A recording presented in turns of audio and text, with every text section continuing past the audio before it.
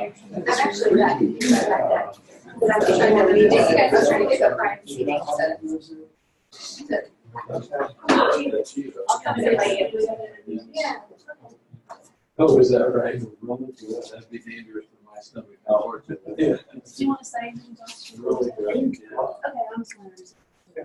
Well, hello everybody. If you can hear me back there, we don't have as many people yet, but we might have some more folks coming in. So there's a lot of food back there. Make sure you get some before you leave. I'm just going to introduce Heather to you. Everybody probably already knows Assistant Professor Heather Hornbeek. She is working virtually, remotely this year. And so this session is going to be about that experience and what she has learned from that. We're also recording it, so if you know anyone who might want to hear about it later that didn't get to come today, we can send that out. If you didn't sign the sign-in sheet, please do that before you leave. Yeah, thank you. So most of you know that I used to teach her full-time, face-to-face, for mostly traditional students, and I convinced Jim Owens to let me teach fully online this year as sort of a experimentation with instructional design. The topics that I teach, the subjects I teach are very remote vocations. So I kind of wanted to show my students how that works as well. So I have some classes that I've been teaching for 3 years now, and all of those classes have been face-to-face in a lab. And now they are fully online. So I wanted to create this report that compares the two. So taking a class that's fully in person, traditional students that are not used to, the APS online platform to fully online.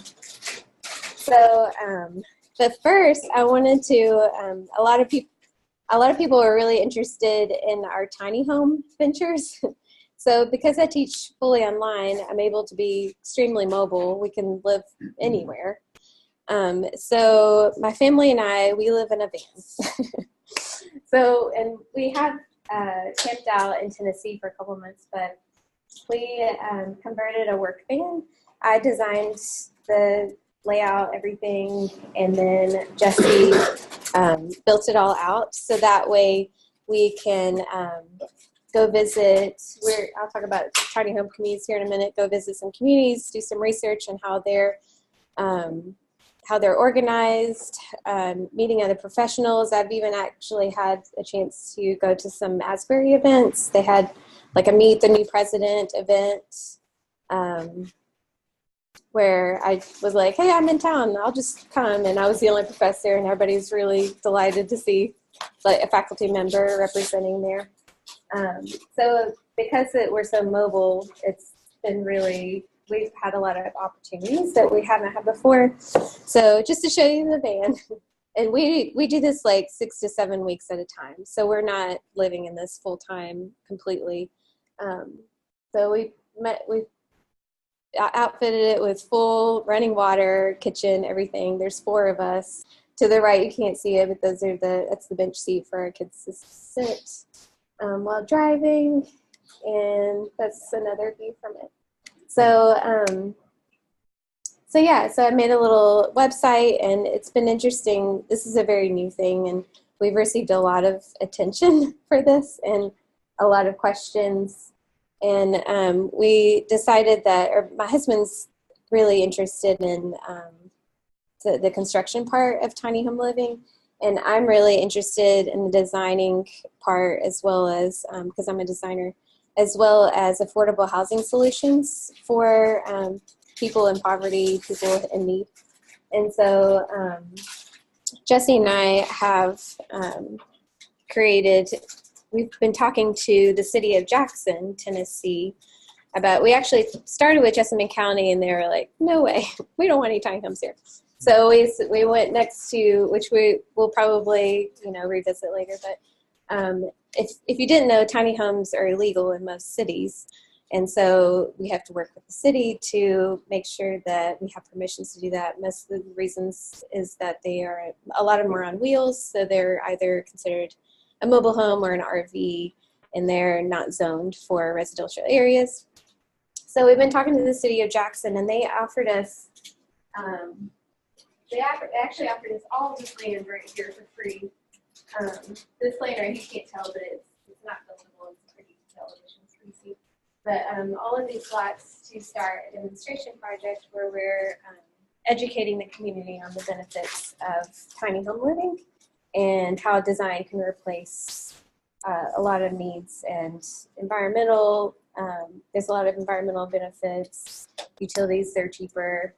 So this is kind of something that my husband and I are both working on together. I'm helping with all the marketing, web design, that kind of thing. And he is doing a lot of research with construction, and we're both pushing the city pretty hard to get this moving along.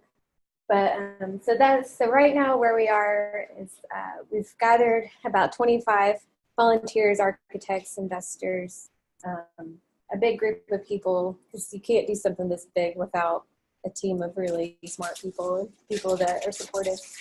And we're just kind of waiting as patiently as possible on the city to kind of give us all thumbs up for it. So that's where we are right now. And in the meantime, because we're waiting, we're traveling the East Coast. So actually flew from Boston, and I'll be flying back to DC, where I'm meeting with several alumni to do some interviews with them. We have some really notable alumni in DC. One of them is a writer at Washington Examiner. So she's actually visited a couple times. So I'm going to interview her for some of my journalism classes, photojournalism, and then a few other people that are in design. So that's where we are right now.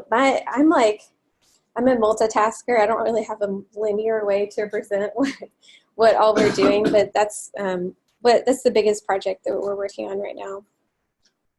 So one thing the central reason that tiny home design has been on our radar is the possibilities of these homes providing affordable housing. And one of the only communities that we knew in the U.S. is in Detroit, which I was here last week with this lady. They have donors who are building these houses, and this house right here was actually donated by Bon Jovi. And they're anywhere from 200 to 400 square feet. And I'm sure you know, Detroit was hit pretty hard with economic everything.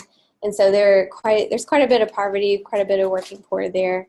And they are providing, they have a transitional home, and then right now they have 143 applicants for these homes.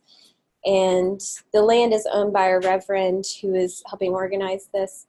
But it's a pretty big, a lot of logistics involved. And one of the biggest things that they're having trouble with is security. So they hired this lady right here. As soon as we pulled up to the houses, she came out and she was like, may I help you? And we're like, hey, we just heard about this community. We drove from Kentucky. She's like, you drove all the way from Kentucky to see our houses? And so she was like, well, it's $40 for a tour, which she just put in her pocket. I don't know if she looked at anything or not, but we're like, sure, okay. So she showed us these 4 houses and shared some stories about some of the people that had just gotten into some of these houses, and they were just like, she was crying telling some of these stories. They were just so, she was just, one thing she said, she's like, some people struggle, everybody struggles, but some people should just not struggle this much. It's just not okay for people to struggle this much. So they're doing a lot of really great work, and how it's organized and marketed is really interesting. They don't publicize where their location is because of security reasons. She just said recently that someone stole a bathtub and a solar panel recently. Like, it's just, it's interesting. Some of the things that they're doing, and they're not just providing housing, but they have like a no questions asked. They have 3 meals a day in one of the buildings. But so yeah, it was really great to meet her, and she was very real with us. Like, she did not leave anything out. And then of course, seeing other builders and how they're building, how they're designing, and how we can get costs down for these types of, if the community grows in this way. So anyway, that's a little bit about tiny houses. I know a lot of people were asking about it. So having a tiny house on wheels has been giving us a lot of opportunities that we wouldn't have otherwise. So while I'm on the road, in case you're wondering where I work, I don't work in the van all the time. I work at a lot of co-working spaces and libraries. So this one in particular, I don't know if you're not familiar with co-working spaces, they are basically like gym memberships for someone who needs an office. So you can go in, make as many Xerox copies as you like. They have free coffee. It's great. So it's really cool too, because I can, Asbury's name is all over the United States. Like I reserved this room and have my name on it. And it just kind of shows students, with having some of the things that I teach are very, web design is a very remote vocation, kind of showing them what that lifestyle would really look like if they did go that route. And I've also had the chance, because I'm not here in Wilmore, meeting up with old friends. This is a web designer that I interviewed. I had about a 45-minute interview with him. He owns a company called Sodium Halogen, and he has several employees, several developers, designers, content managers. He's had this business for about 20 years. He's done websites like Chick-fil-A's website, part of GE's website, and he just kind of goes over what the process is like with web design, giving some good advice for students trying to get started, as well as he's a believer and, integrating faith in his work and his vocation. And whenever I do meet a believer, I've done about 6 interviews so far with professionals that are relevant to what I'm teaching. If I do meet a believer, I'll kind of preface before we record, like, can you answer these questions? Because it's even hard for me to answer, like, how do you integrate your faith in your classroom? So giving them some time to think about it. And they always come up with like very unique perspectives on that. So that's just one example of some interviews that I'm integrating into my online classroom. So it's kind of like having a guest speaker every 2 weeks in a way. And then while I'm doing this online journey, I have been writing, reporting my experiences, some things that I'm seeing, particularly teaching visual and media arts online. So teaching any kind of arts online is going to look a little bit different than, if you're just turning in papers. And so feedback's different, what they're watching is different, and kind of giving that, very specific perspective on that.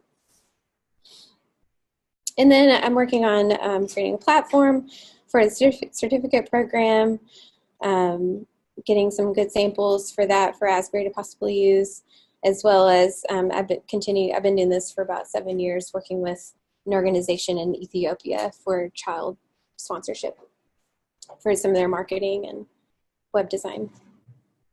So I'm just going to kind of go over some comparisons that I'm seeing between when I was here versus now. And I want to preface that I have never been a student in an online classroom before, so I'm coming with a different perspective in that I'm not copying something that, an experience that I had, or editing an experience that I've had. And I'm honestly very skeptical about online learning, and Lisa's always convincing me otherwise. So I'm still kind of like, I don't know if this is good for Asbury or good for higher education, and I'm coming in with like a realistic approach in that way, because I don't want to be like that optimist. It's like, yeah, we can do it, kind of thing. So, and I think it's good to have a fresh look at doing this online. So the comparison I'm using is Interactive Media 1. This is a class that I teach 2 sections of every semester. So four groups, 4 times a year. And so I've had time to kind of perfect it, and it's been fairly consistent face-to-face. And so I have an average of 17 students per class, and there's 2 sections, so an average of 34 students per semester in this class. The things that have kept the same. I still have 8 projects that they work on, so about 1 project per 2 weeks that they turn in. And this is all web design, Adobe Creative Suite type projects. And then I've kept the comprehensive final exam, so they turn in actually a mobile app pitch that includes everything, all the software they've learned throughout the semester. I've also kept, I've had this really great success with this, if you want to try this. I allow late work with a 7% penalty, but they have a deadline for the semesters right before Thanksgiving. And most students do not take advantage of it because 7% is about 1 letter grade, and that's enough to deter them to turn it in on time.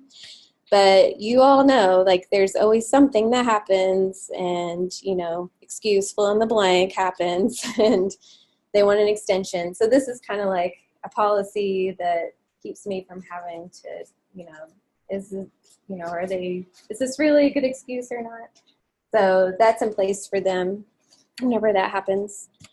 So next I'll go over some changes that I've made to the online classroom. So all of my lectures, demonstrations on software, everything that I would normally be up here and yapping at you about for students is all recorded, as well as some of these interviews like I talked about. So I'm recording everything, and it's a little bit more concise, and I've split it up into no more than 20 minutes per video, most of them. Some of them are a little bit longer, but I try to split it up because I think there's a rule of thumb, right, that under 20 minutes is a good rule of thumb. Otherwise, everybody's like falling asleep because they don't have any accountability because they're in the dorm room, you know, in bed kind of thing. So it's split up into all the sections, and yeah, so it's been really advantageous for me and the students to record everything. And it's been an investment because now that I have everything recorded, I can spend all of that time that I would normally, 45 minutes in the classroom that I normally spend, I can spend with students on feedback. So whenever they log in and meet with me, they are expected to have watched all of these and to show me their work so far. And so I can meet with them and, be like, you need to fix this. What if you did this? Give them some custom feedback, which they love. They really appreciate. And it helps with anxiety with the project as well. So when they've turned it in, they're not thinking hopefully this is okay kind of thing. Some other things I've changed, I've actually added some exercises because I did a lot of here's how to do this in Photoshop, follow along with me kind of thing. And so in order to replace that, instead of putting that in video, I just make exercises where, step 1, step 2, step 3.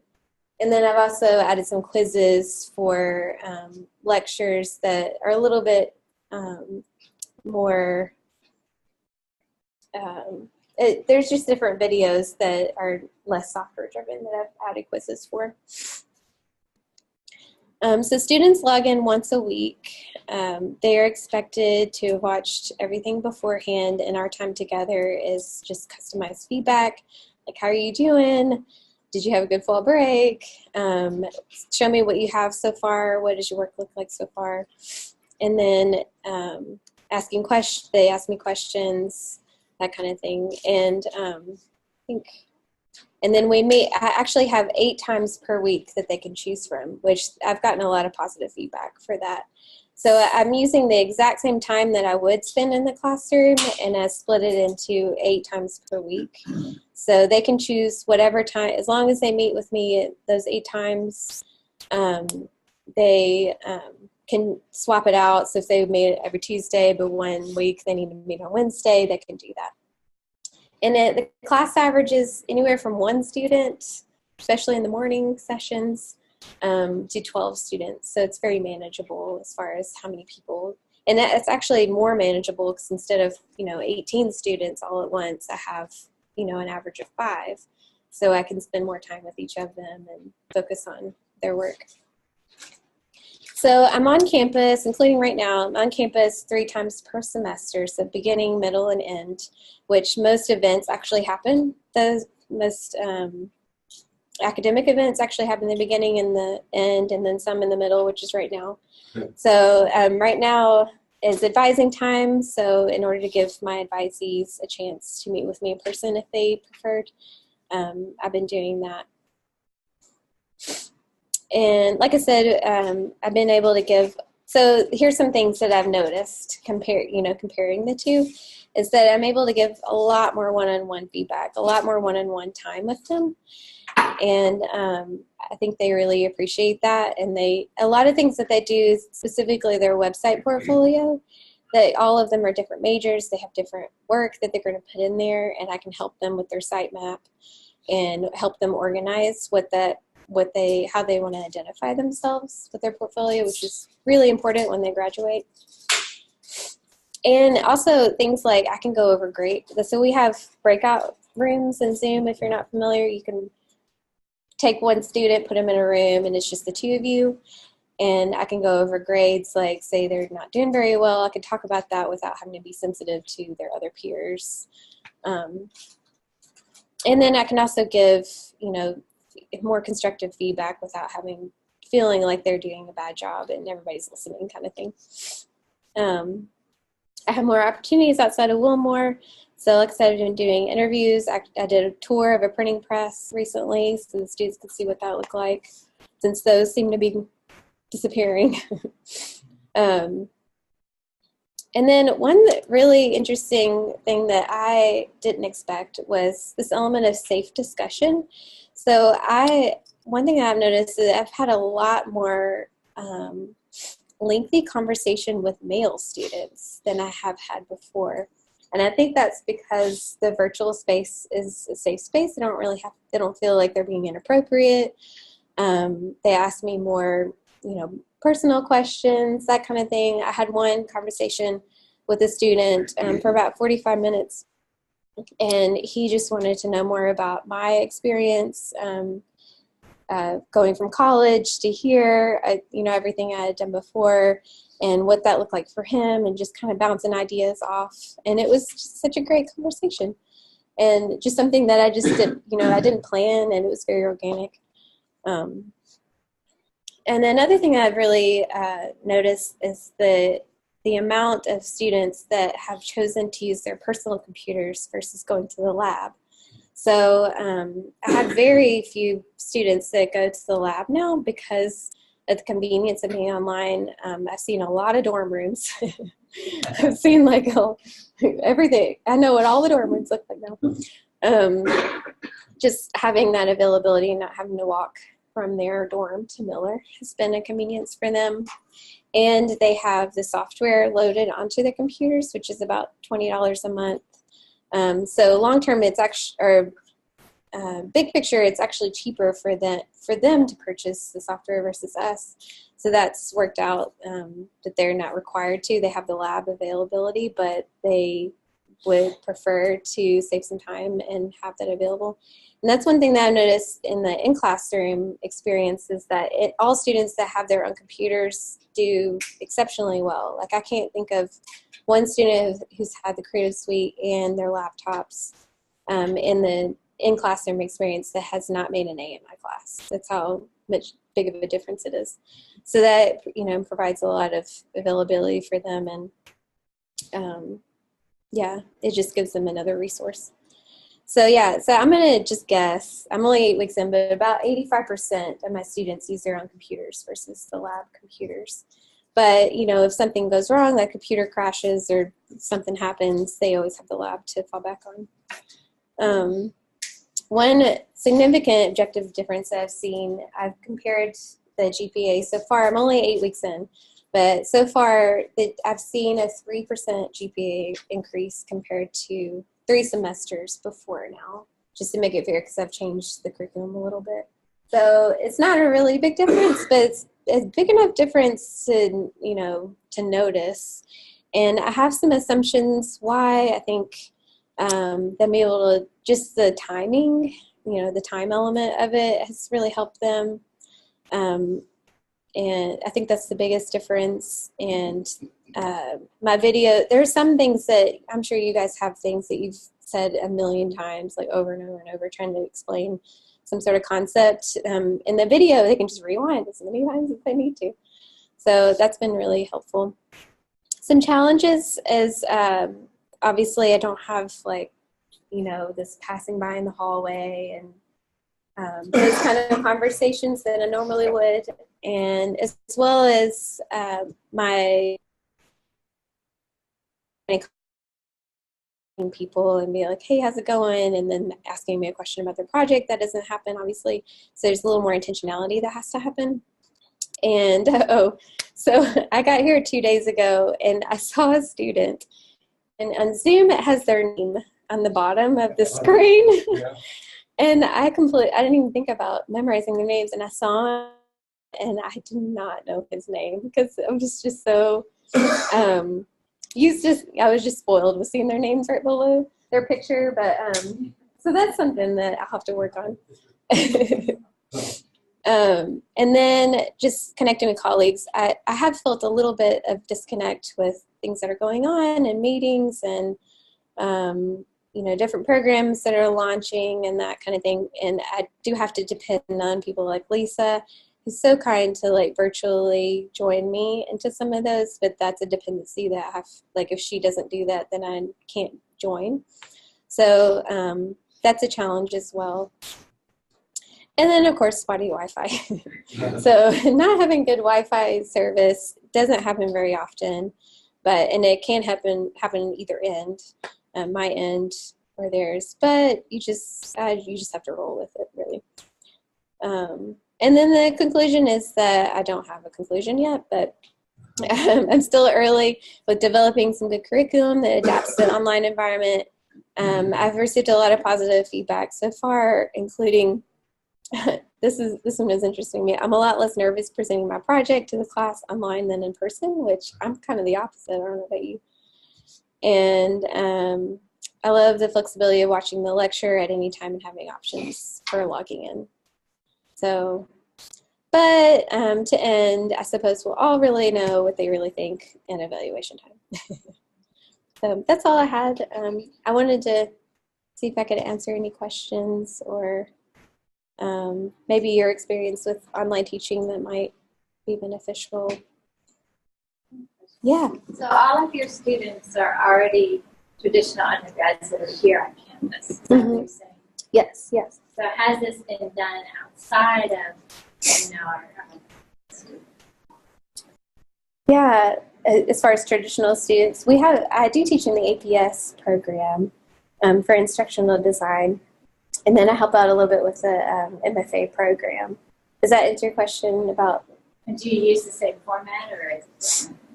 It's much different. The APS program is much more independent, but for the most part, it's fairly similar.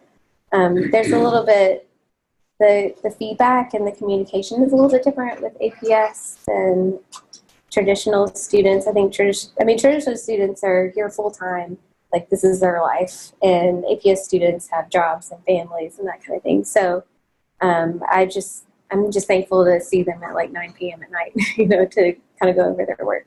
So, yeah. Yeah. How has communication changed when on-campus faculty member communicating primarily through email or in the hallway and just face-to-face? Yeah. How has that changed now? Do you do texting some? Yeah. Is it mostly email? You mean with faculty or students? Primarily. Students. Yeah. Yeah, mostly email. I've actually given my phone number out to my students, which I was really hesitant about. A little scared about. But they actually haven't taken advantage of texting me. I have a few, those few students that they text me a lot. Actually, I have one student that FaceTimes me all the time, which is great. I love that. But mostly email. Mm-hmm. So you feel like you're still able to have deeper conversations through email as you would in person? Not really, no. But on Zoom, if I'm on Zoom and they can see me and I can see them, I try to, feel out like, so you didn't turn in the last 2 projects. How's it going? That So kind of you're thing. able to have like one-on-one Zoom sessions or conversations? Yeah, so we have, Zoom. You do the breakout rooms. And they do get immediately more comfortable when they go into those because it's just me and them. I have noticed a drastic difference in comfort level when you are just with them online versus with other people. So do you meet once a week with each of them? Is that, I was trying to. Yeah. So I have I know it's complicated. I have 8 different times they can choose from. So sometimes Mondays and Wednesdays, sometimes on Tuesdays and Thursdays. And then they can choose when I'm just there. It's almost like open office hours, and then I meet with them and go over what they've done so far, and if they haven't done anything, like, come on, let's go, kind of thing. But yeah, just once a week. Do you, I was thinking, because the course that you were showing us, we're saying these are traditional undergrads and they're all here. Is the course set up in such a way where even if their interaction with you is online, are they interacting with each other? With each other? And That's like a great either doing work projects together or just informally forming work groups or study groups or peer groups? Some of them will be in the lab at the same time together. And then some of I have particularly like 3 students that work in the Steves a lot, and they like to be funny and like put each other in each other's videos, kind of, because they're sitting right beside each other. So there is a little bit of that, but it is a different experience versus being with 18 people at the same time. But I'm trying to think of it like the interaction that I normally would have in the classroom. I mean, you're going to have those students that are very friendly, and then the students who just kind of left alone. So I think it's fairly similar as far as how much the amount of interaction that they're making. But that's a good question, and I might like do some more observations because they learn a lot from each other.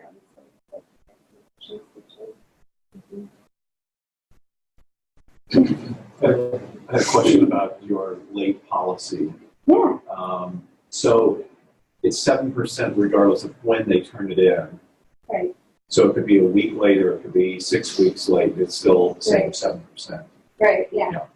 So do you find that students sometimes, because they have an extended period, they take advantage of it and maybe are off pace then with other assignments and keeping current with the rest of the class on those? Maybe like 2%, maybe 1 or 2% of the students are going to take advantage of it, and yeah, I think I'm trying to think back. Not very many, because I think once they are late in one assignment, the class is moving along so fast, they realize like pretty quick. But there are some situations where I'm like, I'd rather than turn it in late and turn it in really well than just kind of turn it in and be done with it. So, and it kind of eliminates that whole conversation about whether I should give them an extension or not. So, and I, preface that obviously with the class if that's an option. But I think not many students take advantage of it, surprisingly. So it might be, and I've actually thought about having 2 deadlines, which might be complicated, but having a deadline in midterm, that you could turn any projects that we do before midterm in by midterm late, and then, kind of splitting it up so those 1% of students don't wait till the very last 2 weeks of school to turn everything in. But for the most part, I haven't. Unless there are students that are really responsible. And see, 2 due dates being accommodating the students, chaos for me to grace. Right, yeah. So I do have a deadline this semester for Thanksgiving, and I tell them that, like, if all of you guys turn in something late, the very last week of class, like, that's going to be a bit late. It's just math, like, all of that. So I give myself 2 weeks to, and it gives a little bit of a grace period too, like, they, 1 or 2 days late. Would you say how many students are in your class? How large is the class? So my interactive media class, both sections are about average 17 students. So together, average 34. This semester, I have 38. One follow-up to Claire. there's a new feature coming in Discovery as part of the package we purchased from King. The Intake tool, we just haven't released it yet. Where I've been in a situation where you have a lot of students on track, some who submitted assignments ahead of time, some who are a week behind who still want to receive their work. You kind of lose track of where you are sometimes in grade. Yeah. And then if you do that with 3 classes, you've got assignments everywhere. Yeah. And there's a new repository feature coming where everything that's been graded across all the courses that are listed for you will show up in one space. So you can just go in and grade things that need to be graded. So that'll help with not And not losing just track. class by class. Not just class by class. But I'm curious. So there's 2 concerns I've heard raised about moving toward this model, and I'd love just to hear some of your responses. One is, can students successfully engage in this Zoom type experience from a dorm with all the distractions? So what do you think about that first? Being distracted in the personal space. I think if you were lecturing for 45 minutes, yeah, I would be distracted by that. Like, oh, turn on Netflix here, have your coffee. But in my experience, it's been very one-on-one time, so I don't think the way I'm doing it, they're not distracted. It has been a little distracting for me because I see the roommates like walking by. Like, do they know that they're on camera right now? Hopefully this is Half okay. undressed, you mean? Like, my job is brushing his teeth, right? And it's the dumb, like, you need to tell your roommates if your camera's on and everybody can see. But, oh gosh. But, yeah, that's the only thing that's been But you don't have a sense of a major distraction issue. I don't think so. The other thing is a concern that 18, 19, 20-year-old does not have the capacity to self-manage and self-monitor this kind of online space to be successful. I found the transition because I had to tell all my students pretty soon before the class started that we're going online. Like, they thought they were going to be in the lab and it was going to be online. And for like a few days, they were like, how is this working? You know, just trying to figure out what the system was. And then after that, they just like immediately adapted to it. And I mean, they're in a generation like all of this is crazy. I even made a joke about the Segway thing. I've seen the Segway with the iPad on it. It would have my face and I would walk around. I don't know what it's called. I like made a joke about it and nobody thought it was funny. They were like, oh, that's not, you know. They're like, really? You guys don't think this is funny? I mean, they're just not, it's one of the students. I mean, we're going into Gen Z where they've never not had virtual experience before. So, does that answer your question? Yeah, sure. Just to add to that, too, is what Bob said, we're sending them out into a world that's going to expect them to get that. Yeah. So this is giving them that. Right, yeah. Mm-hmm. You mentioned a couple of times having maybe a maximum of 20 minutes. Are you talking about a live lecture or are you talking about a recorded lecture? What Recorded a lecture. recorded lecture? The way I've been teaching online now for several years, I have segments of about 10 minutes. And so the week then we'll have maybe 6 or 8 segments of these 10 to 12 minutes. At first, it kind of bothered me that I could recognize a particular student's work, but they hadn't seen the lecture. They hadn't viewed it. Yeah. You have the same situation because not only do I require them to view the lecture, but they've got reading assignments to do from a textbook or two along the way. And so you can kind of tell when you have them write a short essay on such and such. They actually haven't read the textbook because the answer doesn't reflect that and so on. It used to be bothering me more than it does now because I recognize that even in a regular classroom, you can't depend upon where the student's mind is going during class. Sure. Yeah.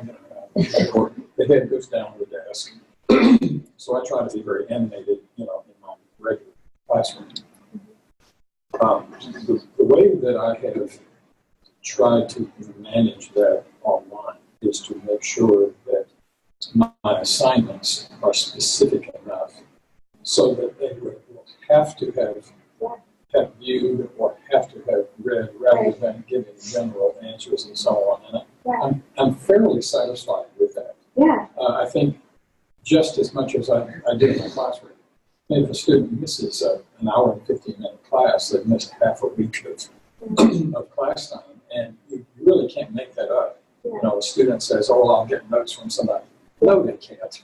Yeah. I mean, they think they can learn from somebody else's notes, but they really can't. So there's a trade-off both ways. So I have learned to be less, what's the right word, anxious about worrying about that. The good students will do what they're supposed to do. The average students will try to get by with as little as possible. And that is, life is like that. Right. My regular classroom is like that. Yeah. So that just is something that I've learned, over the past several years, is that my assignments have got to pinpoint what I'm looking for, and that would force them then to do the viewing and to do the reading. Yeah. And, then just let the chips fall if you may. Yeah, I think you've got some there. It's one thing that I've noticed, like, I could talk about the most amazing thing ever, and for 45 minutes, and the first question is like, what does it mean in this rubric about blah, blah, blah, And so I've learned, I haven't been teaching very long, really 5 years, but I've learned that if I lead with the assignments, I just say, okay, here's your assignment, here's a bunch of things that you don't know how to do, and I'm going to make a video, and every single point from, all 10 things in this rubric, I'm going to make a video for each of these things and how to do it, which is a little bit different than you. So, like, there's a Photoshop assignment, give a rubric, like, make 9 artboards, refer to the video. The video is like 5 minutes. Here's how to do 9 artboards. So, yeah, I think leading with the assignment that's where they're motivated. They just want to know what they're supposed to be doing and turning in, what kind of evidence they have to give, what they know. Yeah. So, following up on that, I may be making some assumptions, so tell me out if it sounds as if this course is fairly heavily project-based. Yeah. And so it's easy for me to conceptualize, especially an online course that's oriented around project-based learning. Right. I don't know what else you either have taught or are teaching, but and I don't know how much theory, in a sense, kind of works its way even into a project-based course, but how does this course compare with you maybe trying to, if you were doing theories of communication, a more abstract subject matter? Can you envision doing that online, or how have you even dealt with some of the more theoretical aspects of this particular course? Because it's easy to kind of say, here's how you do this thing, right? Follow these steps, or even how to assess a project that they've turned in versus, I really do want to have one of those 45-minute conversations about, why go for tiny houses? Not just how do you build one, but why should we care about this? Those kinds of questions. Yeah, it's a great question. I don't know the answer. But I think we have to think about, like, how are we going to evaluate their knowledge? Like, I can, you could talk for 5 hours about lots of amazing things that nobody else knows, but how do we evaluate that they did that, and how do we see that they're ready to make a conversation with those things, So I think it's, leading with the evaluation, leading with the assignment.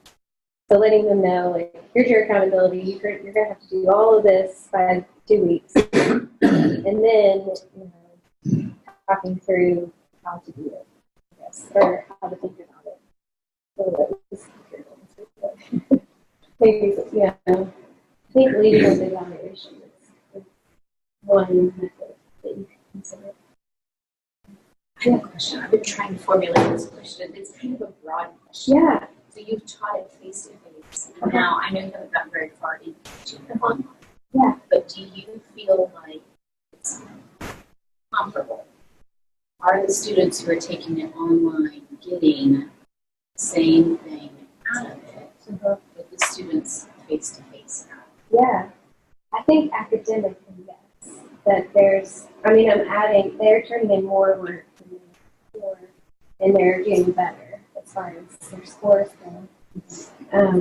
But as far as like ministering to the whole person, I'm not totally sure about that. Like what kind of strategies we should have implemented in the online learning. So you guys have any ideas? Well, if our aspirations to survive over the next decades, we've got to have an on-campus program. And there are some programs that have to be here. The chemistry lab has got to be here. Not necessarily, actually. There are companies. I just did a webinar on putting Somebody together who lives kits. in a village someplace is, it's not going to have access to a lab. I did And there are other kinds of things. I did my high school chemistry in Haiti, in the boondocks of Okay. Haiti. So Okay, it is I'll take my question possible. back. We were No. discussing this in the 90s, early 90s, kids in chemistry. All I'm trying to say is that there are some programs that need an on-campus presence, and there are other programs that are more easily Yes, adaptable. that I would agree. And I noticed that the large number of buildings that are going up at University of Kentucky, and you're thinking to yourself, are they thinking 30 years away from now? I mean, is this, are students going to be on campus to inhabit all of these buildings in 30 years, 50 years, whatever? Apparently they think so. Well, all the buildings they're building are like dormitories, Well, I understand. food But places. there are also Well, some it's been academic, active. academic buildings in here. But even the dormitories, I mean, you're assuming that you're going to have students on campus if you build dormitories, and if you're building food places and other such things. So there's got to be some kind of a long-range balance in our plan in what we're going to accomplish as a university. And there are certain things that an on-campus experience really can't be duplicated in other ways. And yet there is an outreach ministry in education that we can do online. I wasn't real thrilled at the beginning of knowing that I had it. In fact, Josh will remember, I was one of the first teachers in the distance learning thing. I had to go to the seminary, and Claire was like, go to the seminary and look at my class on a television set. It's about like that big, and so on. I would fly back and forth to Florida and all that stuff. So my adaptation to online, I wasn't real thrilled at it. But I've learned to see the kinds of things that we can do to reach students that can't be here, and to try to do our best, and for me to try to do my best to give them as good an education experience as I would have in my classroom in Basement Hughes. So I think that's part of, and I'm glad Timothy is here, to hear this little swan song that I've got here. That there's got to be some kind of broad vision for the university to recognize that we've got to have a healthy on-campus program, in a sense, in order to have a healthy online program. So that's my little swan song as I retire. Not retired yet. No. I had a two connected things with that. Can you comment a little more, make sure I heard you properly? I heard you say that the interaction with students, the safe place, drew out conversations that you thought would not have happened, or was it from types of students? That you just say more about that? Yeah. I've just had a couple of instances where I've had some very lengthy conversations with male students, and then male students like confiding in me in some way. And was that face to face? Was that video? In Zoom, yeah, in video. Not text or. Right. Yeah, I do all video. I make them put the cameras on because I want to see it. And some of them don't keep their cameras off. But yeah, so that was all face to face, and it was really interesting. I'm interested to see if that like, there's more of that. But that's just something that it's been kind of a barrier for me as a female in some ways, and I feel like that door's open because of the virtual space. Not intimidating, I think. Well, rest assured, us males feel the same way maybe. Right. That's what I was I mean, thinking. if I have a female student in my office, the door is open. Sure. And, I think it it's definitely. just weird, we men are definitely aware of what we're talking about in terms of space. Sure, and I know especially in Christian environments, that's very sensitive. But I do think, I thought about that, about how there are many women here on campus that would love to have a 45-minute conversation with some of the officers, and maybe they don't feel like that's appropriate, but in a virtual space, it might be more welcome. And I think I heard you say those who use their personal computer as opposed to the lab, you're finding, I know it's only 8 weeks in, that you're finding that they're doing better. Yes, so before I did this, some students would come in with their own computers, their suite on, and then maybe like 1 in 4, 1 in 5-ish would come in, and I noticed right away that they were exceptionally better students, and I think it was part of the visibility. They have the computers with them all the time. They have to figure out when classes were not in the lab, and Miller building is open. I mean, the Miller building is closed on Sunday sometimes, I think. Sorry. So yeah, so I noticed that right away, and then the shift going online, it just doubled. That's what I wondered, if it was More than access, even if it was face-to-face class, if it was access to the software, or is it the environment? Yeah. It just raises concerns that, not objections, but concerns that have been raised. Are we advantaging those who can afford their own computers? right. We have to keep that in mind, Right. that we're not disadvantaging those who can't afford. Right. My closing question is, what would you say to an obtuse administrator who might think, oh, my videos are online, and just put the 17 students together and one class of 34, and increase your teaching? Right. Yeah. I thought about that too.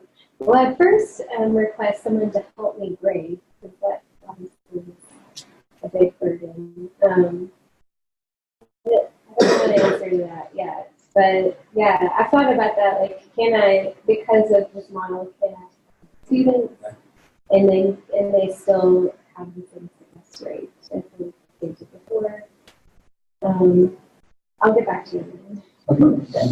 Well, and that's not a threat. That's just as we move into this space, Right. because shifts like that, and I'm not even thinking for budget savings. I'm thinking for it frees up resource for other creative things. And Right. so I just want, but I heard some of the answer in your presentation. I mean, you touched on so many things. So Right. good job. Does that change the SACS ratio? What's that? Would that change the SACS ratio of students? Yeah. Yeah. But the way that you flip the classroom, even if this was a face-to-face scheduled in C, in a sense you flip the classroom, which is the other component also isn't. But the way that you've engaged with the students is arguably taking as much or more time. And if that got curtailed, if you doubled or increased the students, how would that impact the? I don't know the exact percentage or number, but I think I could take on a little bit more, but there'd be some sort of like, okay, Sure. it's too much. You couldn't scale up to 100 students. No. It's not I mean, scalable. even beyond 20, you would have to alter what you do in terms of the one-on-one stuff. Right. I mean, I have 2 sections of OT 100 where I've got 40 in each class. So I've got, 86 papers that I have to deal with now. So one could say, well, what would be the difference then if you had 40 online students in one class? The paperwork would be, I guess, about the same, even though you have to do it in 8 weeks instead of 16. Right. But the other thing you would have to do with the personal communication, you'd have to curtail that considerably. Is this an 8-week class or is it a 16? 16. Oh, okay, well, I'm thinking 8 weeks. Yeah. Online, yeah.